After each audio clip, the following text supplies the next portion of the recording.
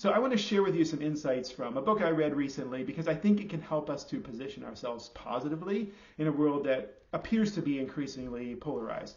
This is A Post-Truth World by Ken Wilber. It's the latest in a long series of books he's written in which he lays out an archetype of human development. This archetype applies both to individuals as they move through their life cycle, and it also applies to, he argues, societies as they progress from primitive understandings of reality to more advanced understandings of reality. Now, it's easy to critique this theory. I'd be happy to give you my top 10 critiques of it, but still I think it's a helpful framework. What he did is he started looking at the theories of development from psychology, from religion, from various cultural traditions around the world, and he found that there's commonalities among or between each of the stages that these theories of development see people as moving through. And so by looking at these commonalities, he develops archetypes of human development.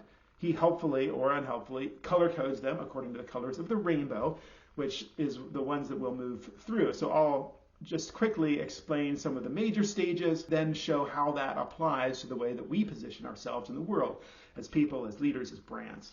In the 60s and 70s, we start to see people look beyond this rationalistic world to a postmodern world. Wilber describes this as green. This is moving into a more compassionate and inclusive model where truth is fluid and there's a lot of hybridization, that we're blurring the boundaries between categories.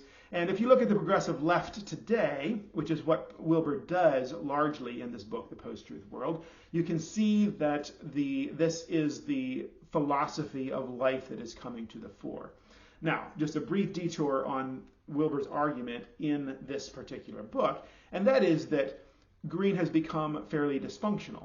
So he says the problem with being the green category, the postmodern way of thinking, is that you don't believe that ranking is good.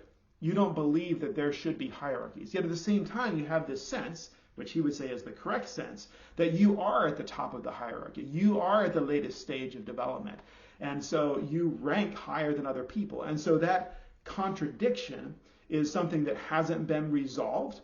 And he says green would have an opportunity to figure out how to include all of these stages, because each stage is not just supposed to be moving on. These are all aspects of human existence. The next stage should transcend and include all of the prior stages.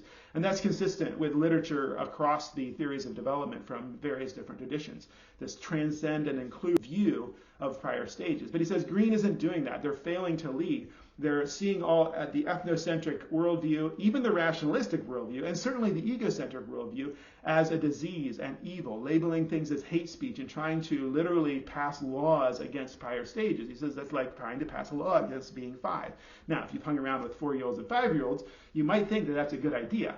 But if we need our societies and our individuals to develop, then we need these later stages to develop inclusive and compassionate ways to help each stage move into its best expression and then be there until an individual or a group is ready to start developing the characteristics of the later stages.